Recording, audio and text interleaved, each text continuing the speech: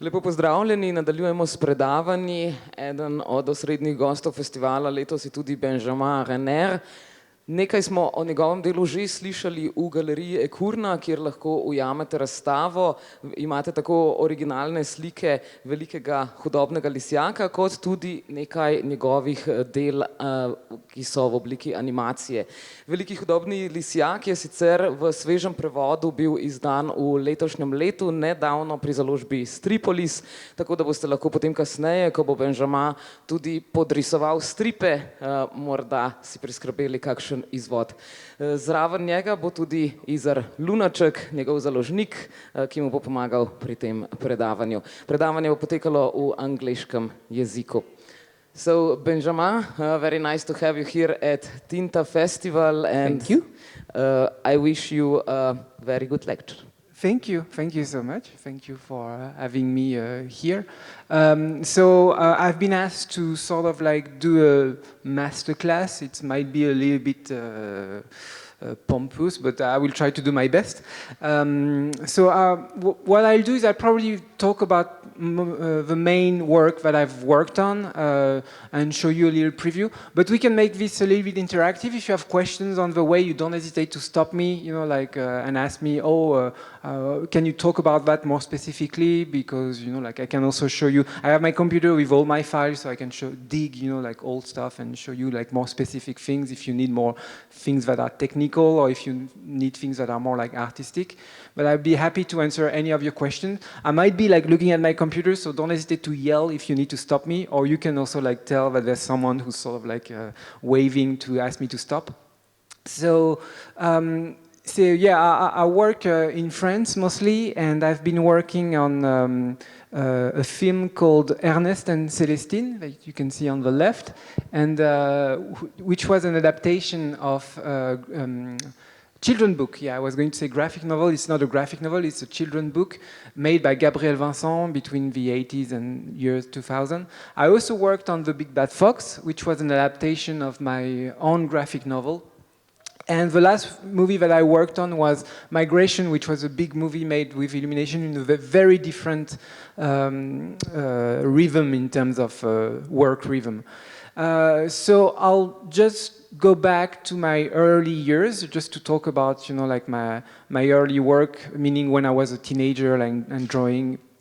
When I was a kid, it's going to be very shameful, but just so you know that sometimes, the artistic work starts very, very young. So I used to draw when I was in high school and, doing very, very bad drawings, but and you can see that actually those characters are the ones, for those who have read The Big Bad Fox or seen the movie, you can see that those characters were actually the ones that would be in my graphic novels 20, 30, I don't want to count the numbers of years, but way later, those characters actually happened to be in my book.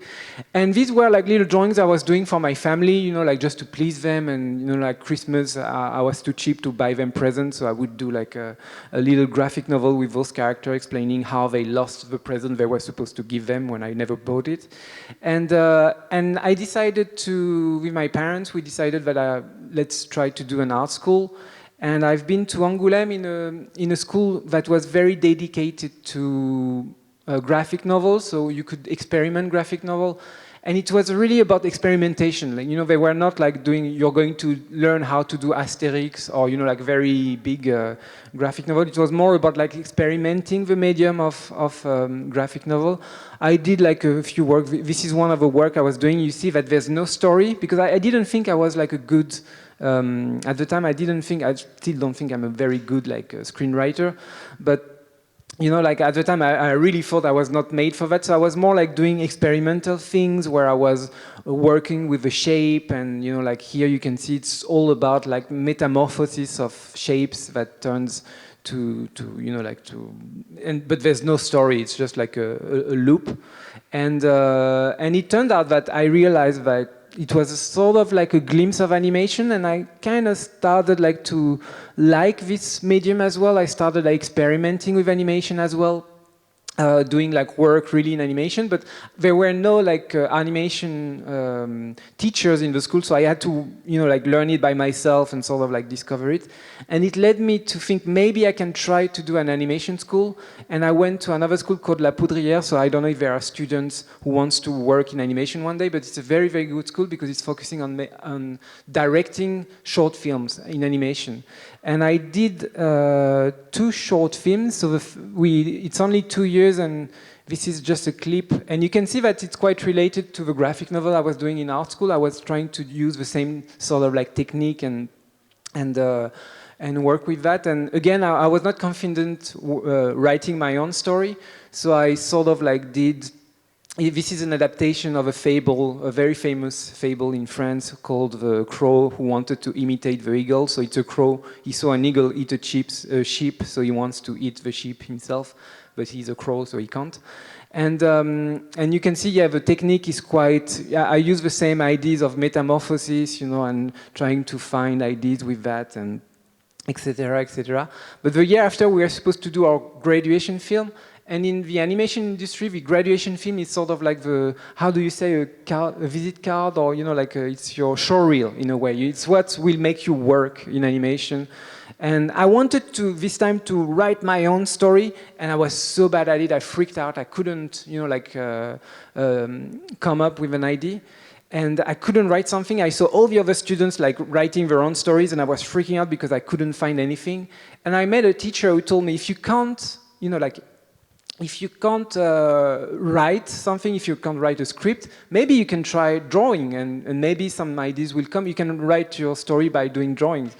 And I had no idea what to do. The only thing I knew is that I liked the idea of having a lion and a mice, talk about that. So I started like trying to do drawings of, you know, like what I would like to see in a movie without knowing what the story could be. And funny enough, it's how I start, by doing those drawings, you know, not knowing what the story could be. As I was doing them, a story started like to come out, sort of like, oh, maybe this could be the story. You know, it's a mouse and it's captured by a lion, and I also like tried different places. We could see this mouse could visit different places. She could go like fish, or she could meet like different characters in the story, and that's how I did my graduation film. So I don't know if you have the time to watch it, or maybe I can move to the... I think we can watch it, because Okay. it's relatively short. Okay, I will just put the sound then.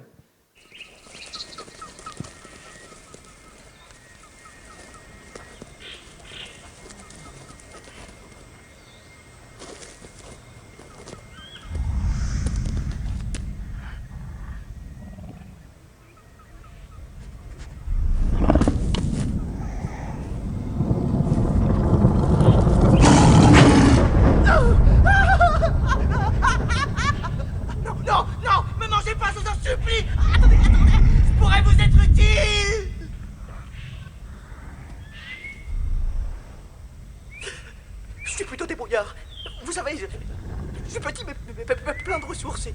Et si j'allais vous chercher à manger, quelque chose de meilleur, de bien meilleur que moi, vous allez voir, je vais vous ramener un truc délicieux.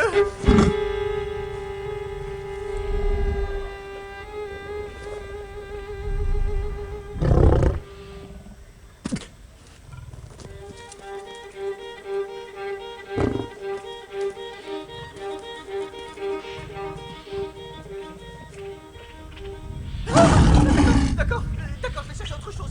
J'y vais. Mais vous êtes sûr que vous voulez pas goûter?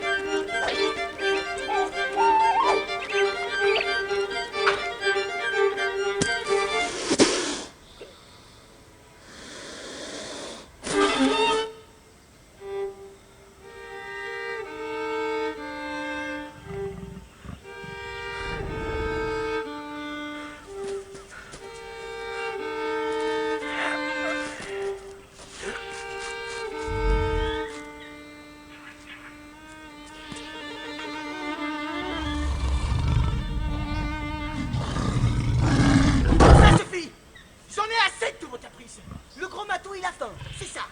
Eh ben tiens, mange. Et tiens. Il aime pas les cailloux, le gros matou.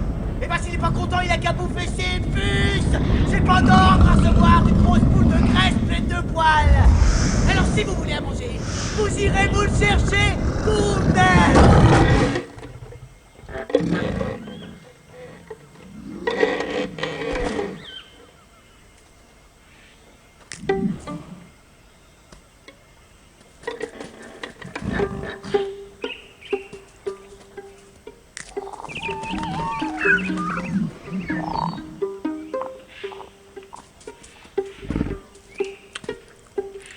Bon appétit.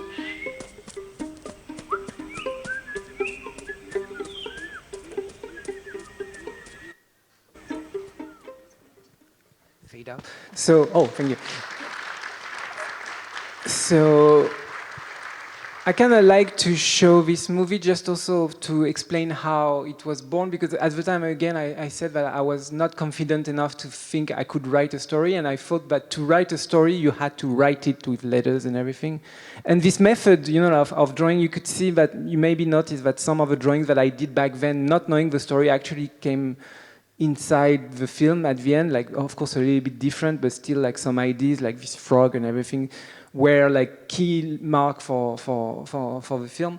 And this way of telling story actually became something that I would use after. Like, I never really wrote script per se. I always write my stories through drawings. So that's something I will come back later. For now, I'm just going to talk of what happened after I did this graduation film. I was called by a producer called Renner. He was the producer of this production company called Les Armateurs, who was very famous in France for producing Kirikou, that you see on the left, which was a very famous film in France. It's sort of like the film that made feature animation in France possible. He also like produced Triplets of Belleville. He produced the work of Tom Moore, who actually then did The Wolf Walkers, like Song of the Sea, like very famous Irish animation film. And so I did a drawing of Didier Brunner and me meeting for the first time, and it looked like that. So I'm the pig on the left, and he's the old creepy frog on the right.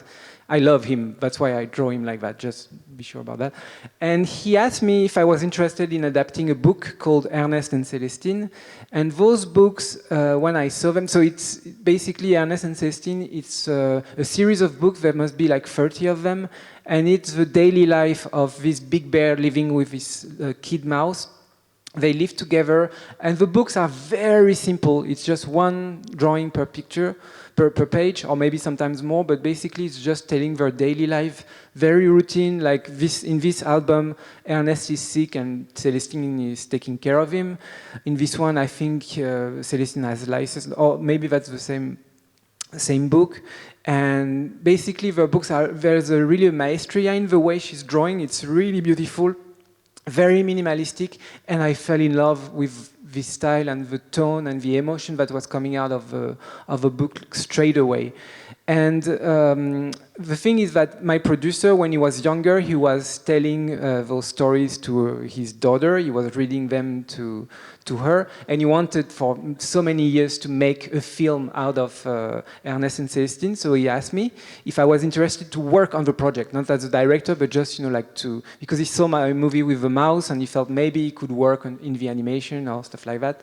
So I took the book. I was so excited. I just bought, you know, I came out of the office, just went to buy all the books, went back home and started like drawing to find. So these are the very first drawing I did, you know, like, and I even like started animating straight away. So these were like little tests I was doing, like just to see how they could move. So it's very clumsy, but it was just like to see, you know, if I was comfortable. It was to meet the characters, like to see if I was comfortable with them. I was doing like different little scenes where I could see if they were like, how they could react, how they could... it's like meeting actors, basically. It's like you see how comfortable you're with them, and it turns out that when I started drawing them, I was very comfortable. I showed that to the producer. He was very excited about it. So we kept working. I was joined by two artists, Marisa Music and Zik. who are like background artists, and they started working with me. I was doing the characters, they were doing the backgrounds, trying to match the beauty of the work of Gabriel Vincent. And that's how we sort of like started to set up what the film could look like. So we did like different tests and everything.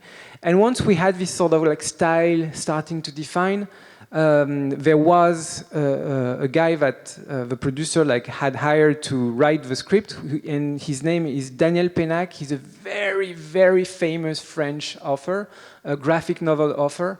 It turns out that for me, Daniel Pénac, it was very impressive to meet him because, you know, like I had studied him when I was in middle school. Like when I was 11, I was studying his book. And you know, when you're in middle school, the book you're studying, it's like, you know, Victor Hugo, like very, very famous author, you know. And so meeting him was like meeting a mythic creature, you know, like, and he was very, very impressive. And the way he didn't give us a script. He never gave me the script. I actually never read the script per se. What he did is that he actually like read us the script. And the way he reads his script is very specific because he's really acting everything. And he's acting all the characters. So when Ernest is singing, he's going to sing. When Celestine is doing all cute or crying, he's going to cry and everything. And it's a very fascinating way of discovering a script because you'll have all the intention that the screenwriter is going to put in his text, which is actually something that sometimes, after the experience that I had after that, I realized that sometimes you read a script, you think you understand, but sometimes you don't understand the intention. And I always give this example of how you can make mistakes by reading a script. There is a sentence, so let me remind exactly what it is. I didn't ask you to kill him. So it's a very simple sentence, and you think you understand it when I say it. But the way you're going to put the emphasis, if you put it on I, it will make, I didn't ask you to kill him, which means that it's not me who asked you to kill him. If you change the emphasis, I didn't ask you to kill him, that means that it's not what I asked, you know, it's the opposite that I asked. I didn't ask you to kill him, that means it was another person. I didn't ask you to kill him, you know, it's not what I asked. I didn't ask you to kill him, it's that you killed the wrong person. So that means, you know, it's the same sentence and you have very different meanings for all of them depending on, if you didn't put like emphasis, like a little, you know, like a line underlining of one word, you know, like the director cannot understand what exactly the screenwriter mean. And it turns out that in animation, sometimes you don't meet the screenwriter so much because they have to go to other projects. So sometimes, luckily here, the screenwriter, he told us the story, so we understood everything straight away. So I don't know if there are like screenwriters in the room, but it's a very, very good method for sharing your work, is to read it out loud and, you know, like you don't have to be a great actor, but at least, you know, like the simple fact of reading it makes you understand, you know, like that there might be subtleties that are not going to be understood by people. So it's very interesting to do so. And at this point, if you have questions, again, you know, like you wave, or if you want me to move to another subject, you also wave. Well, you react and I will do something different. And I was joined by two co-directors called Vincent Patard and Stéphane Aubier. And because I was very young at the time, I just had graduated, my producer at some point asked me, do you want to direct the film? I have a theory, but because I was not supposed to direct the film. The thing is, they were like directors coming on the project, like coming and going because they were not liking the project or it was not going well. But I have a theory that since I was always there, Daniel Pénac saw me and he thought I was a director and the producer never dared to tell him he was wrong. So he sort of like hired me because, you know, like he didn't want to offend the big famous writer. But I said, okay, I'm okay to direct to the condition that I have co-directors to help me, like very professional people who knows drawing like really well, like they draw like perfectly and everything. And so I met Vincent Patard and Stéphane Aubier, and it was the opposite of those very strict and, you know, serious characters. They're like crazy people who are doing crazy movies. They were famous for doing this. Oh, I don't know if it's. I have a clip of their work. They were famous for doing this TV show called A Town Called Panic, which is basically an Indian and a cowboy like living together, and their dad is this horse, and it's very, very silly, but it's very, very funny. And so we started working together, and it turned out that it went great. We were having so much fun together. We were just like laughing a lot, and we could really bring a lot of comedy to to the script, which was very generous in terms of comedy, but still it was very pleasant to even bring more to the project. Če kdo od vas gledal, je to bilo na Lifu, je bilo tudi Panika na vasi, je bilo naslov. It's known in Slovenia? Oh yeah, great. Played it here at the festival. Yeah. I just love their humor. I think it's really, really perfect. So we started working together. We started working on storyboards. I'm just going to show you a little bit the process of doing storyboards on Ernest and Celestine. So this is, for example, a draft that Vincent, I think it was Stéphane Aubier, one of the co-directors, who did this draft. So basically, you can see that the drawings are very, very rough. It's a very early draft. We just took the script and started adapting it. So we're in the middle of the snow, and all of a sudden we hear this achoo, like a big sneeze. What is achoo in like the sneeze word in Slovenian? Yeah, it would also be like achoo. Achoo, okay, achoo. No, achum, no, achoo, okay. So achoo, like this. And we see the top of a house. And so we're coming in, we're seeing this very messy place with like instruments and something very, very messy. And we see this bear sleeping, and there's just a snowflake coming on his nose. He's sniffing it away, but he's coming back. So I love this drawing. It should be a masterpiece. Everything is moving in the flat, in the house. Ernest is waking up. I'm hungry. I'm hungry. He's opening his cupboard. There's nothing. I'm hungry. So he's going down in the basement. He sees the freezer, so he opens it. No,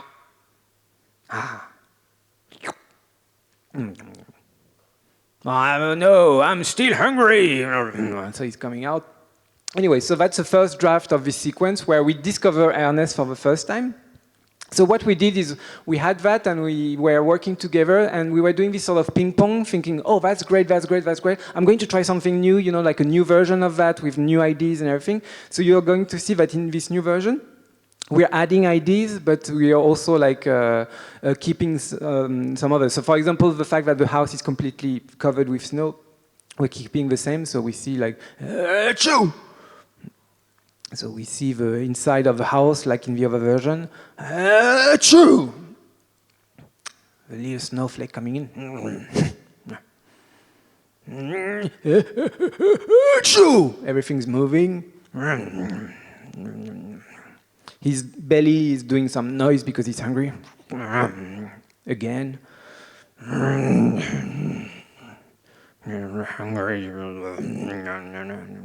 So he's stepping on, I don't know the word for this instrument, but making noise when you press it. I'm hungry. He's opening this jar that's just like coming out of it. I'm hungry. He's shaking the thing. He's opening. And it's written on a little note, oh, please think of buying new cookies. I'm hungry. And we hear in the back a little bird, like just wee, wee, wee. I'm very bad at doing birds. Oh, lightly, a cute little birdie, come here, little birdie. And the bird is just escaping. Come back here, I'm hungry. And he sees the city in the background, so he's coming back in and coming out, but with a lot of instruments on his back and everything.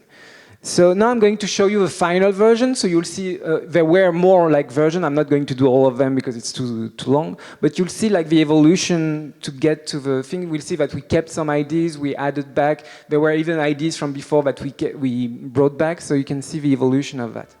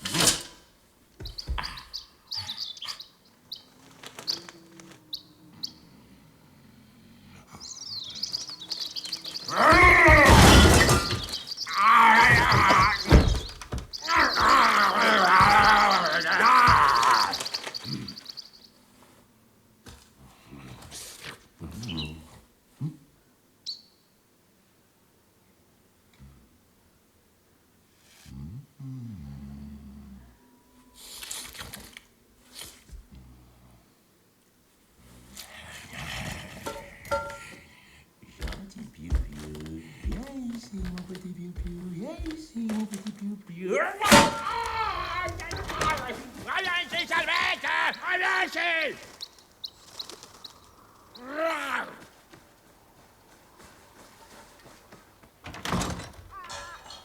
So, I'm going to stop here. So, oh, sorry.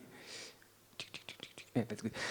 Yeah, so I wanted to show you this evolution just so you can see that we tend to think that in animation when the final result was sort of like something that came out of a director's head like straight away, but it's actually a very long process of doing iteration after iteration until we get, you know, like the sequence that we feel is the strongest. And just to explain, for example, one of the reasons, because when we're storyboarding this sequence, we're doing different versions, but we're also working on the rest of the movie. And here you notice one of the differences that Ernest is trying to really eat the bird and he sees it as a little chicken at some point, you know, like he's mistaking it like with a little chicken. And the reason we did that is because we felt the need, later in the movie, we did a scene that was written in the script where Ernest is going to open a trash can, he's going to see the little kid Celestine in the trash can and he's going to threaten to eat her. And we discovered that it was a little bit scary because we barely just discovered the bear and he's immediately trying to eat a kid, and it was you know, like a little bit disturbing to see that this guy is actually a little bit of a creep, you know, like eating kids. And the reason we added this sequence with the bird is just to show that he's going to try to eat people, but he's a goofy kind of bad guy, you know, like he's going to make it in a funny way. So when he's going to try to eat Celestine, you know, we will be sort of like relaxed that it's for fun in a way, like he's more a clown than an ogre. But without this scene, it felt like Ernest was really an ogre, he was really going to eat her. And it was not really the tone. We could have played that, but it was not the tone we were looking for. We really wanted to make sure that Ernest was very sympathetic from the beginning to the end. He was a clown more than anything else. So that's the kind of decision that you make because you're doing iteration. So you change things on the way, you know, at the beginning, at the end, and everything until you have the perfect balance in every sequences of the movie. So I'm going to move now to... But how did you do that if you were like three directors? How did you decide on a sequence like that? Did you just debate it all the time? Yeah, conversation, debate, and, you know, oh, I feel this problem, and someone say, oh, I have an idea, he's going away, he's writing, and, you know, like coming back with a solution. Maybe sometimes it's not working, you know, and we have to go back to... But that's always this, like, trying new solution. Sometimes we get a little bit lost because we're doing too much iteration, so... And you can lose also spontaneity doing that, so it's hard to find the balance between what's spontaneous and, you know, like... and making sure that you're making the film better. So maybe I'm going to move to talk about a little bit the Big Bad Fox. Because when I finished Ernest and Celestine, I decided to work on a graphic novel. I was a little bit tired of animation because it's great, but it's very, very, very heavy work, very long and everything. So I decided to go back to those childish drawings that I was doing. And what I wanted to do is, actually when I was a kid, I'm telling this story because When I was a kid, we were used to go in the farm in the countryside, and there was a farm where there were like eggs being. You told me the word. Incubated. The incubator, yeah. Basically, where chicken they lay their eggs, we put the eggs there, and there's a big lamp sort of like warming them. And someone told me that the eggs would hatch very soon, and it turns out that I wanted to see the eggs hatch, and my parents wanted to leave because it could be like 1 minute or like 5 hours. So I decided to stay, but they were trying to convince me that I shouldn't stay. And the way they did that is by telling me that if I stayed, by coming out of the egg, the little chicken, they would think that I'm their mother, so I would have to take care of them, I would have to feed them, I would have to clean them, like do all the work that a mother does or a father does with their children. And again, I was not ready to be a mom at the age of 6, so I said, okay, let's go straight away. But the thing really stayed in my head, and I started like wondering what happens for real life. Does it happen for real? And I really got obsessed. And I thought about this idea later on, when I finished on Celestine, I started like thinking about it again, and I thought, what if that really happens, if a humans get in front of like little chicken hatched in and they think they're their mom, so how is the human supposed to act? Is it like he's going to have to teach them how to peck the food on the ground, or are the little chicken going to be like acting like a human, like doing the same work that he does and everything? And it was at the same time that, like YouTube videos were like blooming everywhere, and people were sharing their pets, videos and everything, and their pets anecdotes. And that's when I discovered, like sometimes you could see like situation of this dog, for example, that was raised by cats. So he started like having attitudes of a cat, like, hiding in boxes and everything. There was this situation also of a rhino, cut the sound, who's been raised by a goat. So he thinks he's a goat despite the shape. I mean, I don't want to body shame this rhino, but he's not really exactly matching the energy of a goat. But so it's a real phenomenon that exists in nature. It's called impregnation. And it's when, an animal is raised by another species. And I felt, okay, that could be fun to think about that, And I thought about these characters that I had. And I remember this fox who was always, like that I was seeing like a little bit like Coyote in the Looney Tunes, who always want to catch this bird, and like this failure of a coyote. And I thought about the fox who can't catch a chicken, so he thinks I'm going to steal their eggs and I'm going to raise them so I can eat them later, not knowing that the little chicken are going to think that he's their mom, and so he's going to have to act on it. And so I started thinking of his characters, started like doing little drawings of what it could look like. And again, I didn't write a script per se. I immediately went to drawing those very small, like this is my script, basically. That's how I write my script. So it's very, very messy. And it's just like trying to go with the flow, trying to find who the characters are. I just like put them in situation and see what happens. And it's really almost like automatic writing, like you think of a situation and you think, okay, so now the fox has to teach them how to eat. So what could be fun with that? And you think about things that happen to you with for me, my references were my nephews and nieces. And like how I was acting with them, because I didn't have a chance to see them grow until they were like 5 or 4, because I was working on Ernest and Celestine. So when I met them for the first time, because my brother and sister, they talked about me all the time, like, your uncle, he's the best, he's great and everything. So when I met them for the first time that they were aware of my presence, they sort of like jumped on me. I came out of the car and just like they were all like running at me like, uncle, we love you. And I was like, I don't know you, so please stay away from me. Like I'm not used to this sort of love that, like we didn't build this love. So there was this unconditional love that I was not used to. And that's the kind of behavior that I sort of like put in the book, this sort of like fox that's completely overthrown by this unconditional love that those little chicken are giving. And from there, I started like just writing the story. Once I knew what I wanted, you know, like the through line of a story, all the action, I started doing those rough drawings of like putting them together, doing the pages. And there were a lot of like pages that I had to cut away, you know, like sequences that were not working. And I felt, okay, we need to cut that away from the book because it's not working.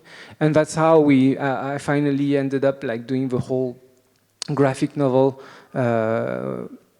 And you can see it's very simple thing where I just like told the story this way. And when I finished the graphic novel, I showed it to my producer that I did Ernest and Celestine with, and he asked me if I was interested in doing a feature out of that. So we started working on it. And it was a whole new challenge and that we started working on. I don't know if anyone has any questions so far, like that you want to ask me about, or you're good? You good? Okay. So after that, so we started working on the project, and I'm just going to talk about a little bit like the challenges that we faced by doing the graphic novel. As you can see, I'm a very lazy person in the sense that I hate to draw backgrounds. So what I do is I just show the backgrounds at the beginning, and after that I just like, you know, like just do very rough. It's like in a book, you know, like when you're reading a book, the writer is not like constantly describing the background to you at every event that the character is doing. I'm sort of doing the same. I'm just showing the place, and then I'm just talking about the actions of the characters. And I kind of wanted to translate that to keep this sort of like signature in the film. So we started like trying to do drawings like that. We started like doing little animation tests, you know, like seeing if that could work. So we tried. We felt it was beautiful, but at the same time, it kind of felt like we were not in the movie with the characters. It felt more like we were looking at a book, you know, like that was moving, but we are not with the characters. And also we had issues with close-up, like we didn't feel like it was working for close-up. It felt like it felt a little bit weird to have this sort of like system. So we decided to find a way to keep those backgrounds more immersive. So we really felt we were with the characters, we were with the folks like living those adventures. So the backgrounds ended up like being a bit more classic than what I wanted, but it kind of was necessary for the narrative of a story. So you can see it's very classic, where we can see the whole place and everything. We kept the watercolor look, trying to make it feel like very rough and everything, but still like very simple. And then again, we had this whole process of storyboarding.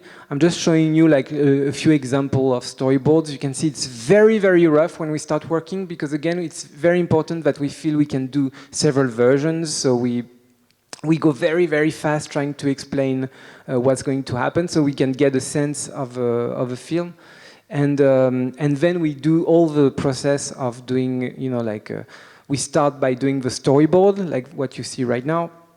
And when I do a storyboard, because I love to animate, I tend to sort of like really show exactly what kind of rhythm I want, the little details of the characters.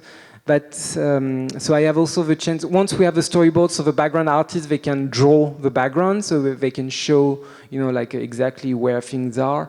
And I can use that then to finalize the drawings of a character for the movie. So when you see a drawing in red, that means that's exactly this drawing that I want the animator to use for animating the film.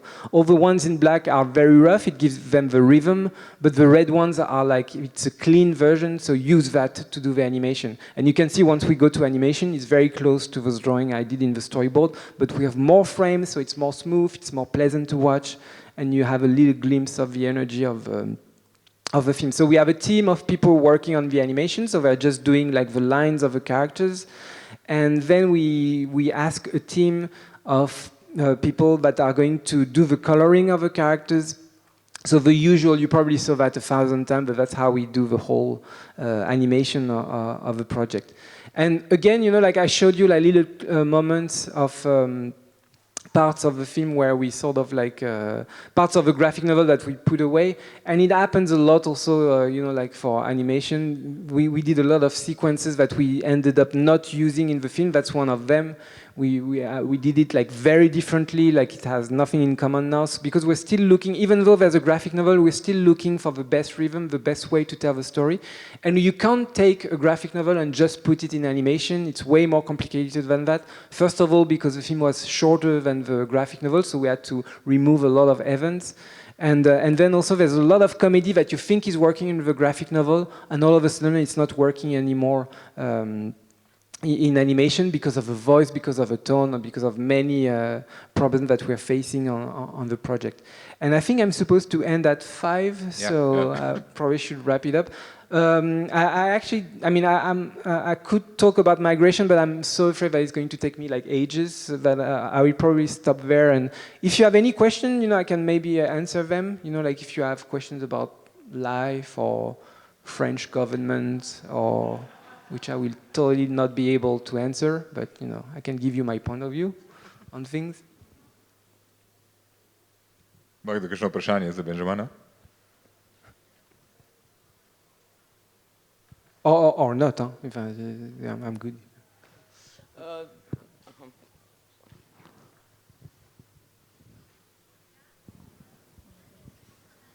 Hello. I have a question regarding the last thing you showed, which we saw yesterday in the Cinematheque. Yeah. And how much of the drawing did you do yourself? I guess you didn't animate. No. But you did. But from what you just showed, you did I guess the main frames or the. So I didn't do the backgrounds at all. I just did the characters, and I did what we call the layout posing. So basically, it's the drawings of the character. So I did that for the whole film, but it was easy for me because it's my characters, and I'm also the director. So I self-validate myself. So it's really easy to, like I don't have to convince someone that my drawings are the right ones. I know exactly what I want. So I did this for the whole movie, for the whole 3 little episodes of the film. So you did all the scenes, and the second question is, how many animators were there then that did all the whole animation? I think we were between 10 and 15 animators working on the project. Yeah, okay. It was a small team because it was not a very big project, so we wanted to remain like very small, so we could be happy together and happy. Yeah. Yeah, great. Thank you. You're welcome. Hi. You mentioned that some things didn't quite translate from comic to animation. Do you maybe remember what was most frustrating? Yeah, there was one sequence that I loved in the graphic novel because it was referencing something. I was living with my girlfriend, and I was so sad that we couldn't. In the graphic novel, when the fox get the little chicken for the first time, he put them in a pot to make them sleep because he wants them to get used to the fact that they will sleep in a pot. And you're asking yourself, how is his girlfriend connected to that? And what happened is actually with my girlfriend, we decided to adopt parakeet. I don't know if you see like little birds that are like small parrots. And we didn't know much about them, and we just took 2 of them. We bought the cage and everything, and the first night we put them in the cage. They're free in the apartment, but at night you have to put them back in the cage so they can sleep, and you have to put a drape all over it so they can sleep, think it's night, and fall asleep. And so we did that, and as we did that, my girlfriend was really worried they would suffocate, and I was like, no, don't worry, it's like they can breathe through whatever. We went to sleep, and she couldn't sleep because she was obsessed by the fact that they were dying by being asphyxiated. And so she woke up and got back, and because she couldn't hear them, and I was, they're sleeping, so you can't hear them. And she was sort of like listening closer, and she was saying me, I can't hear them breathe, and I think they're dead. And I'm like, no, they're not dead, and you can't hear a bird breathe. They're like so small and everything. So she was banging on the cage just to see they're not reacting and everything. And I said, no, that's not. I started like to freak out. Maybe they were dead. So we removed the blanket, and they thought that it was daylight, so they started so we were relieved, and we put it back, and they didn't stop like they thought it was a new day for them, and we went back to sleep. I mean, we couldn't because they were not sleeping anymore. And that's something that I put in the graphic novel with the fox. He puts them in a pot and he can't hear them breathe, so he thinks he killed them. So we could see this attachment because it felt like it was a cute moment, you know, of sort of it's like a really cool sequence. I always read it like to people. Yeah, yeah, and I was a little bit sad that I couldn't put it in. You know, so there were frustrations of gags that Why didn't that one work in animation? Because it was making it too long and it was really not connected to the dramatic sort of like through line. We needed to go fast and it was. I wish I could have put it. We tried, but it was really stopping the flow of the story and the film is quite dense, so we needed to to make sure we had every element and we couldn't. It's a very long sequence, and also there's something that I noticed when you read a graphic novel. You put your own rhythm to it, and I think subconsciously you're going to skip the moments that you don't like. You're not even aware, but you know when a dialogue starts to be boring, you're sort of like, okay, move to the next page and everything. And the problem with animation, so in a way, when you finish a graphic novel, you kind of feel like you loved everything because you sort of like put away the things that you didn't like, and you do your own edit in your head. And in animation, you can't do that. You have to impose to the audience everything. So that will be a bit more, like some comedy that you might like, some people won't like it, and they will think it's more of a burden to watch. So there were also this kind of situation that we're facing, like gags that were working on the graphic novel, and all of a sudden it was not really working for lots of people. So yeah, it was a lot of judgment call we have to do when we're doing animation. Sure, I noticed that, like also when Watchmen, for instance, was translated into the movie very accurately, some sequences were just like, it's fine, just it takes forever. Yeah. Thank you. You're welcome. I think we have to finish now, so we have. But yeah, thank you for coming to the lecture. Thank you so much, everyone, for and thank staying. you a lot. Yeah. Thank you.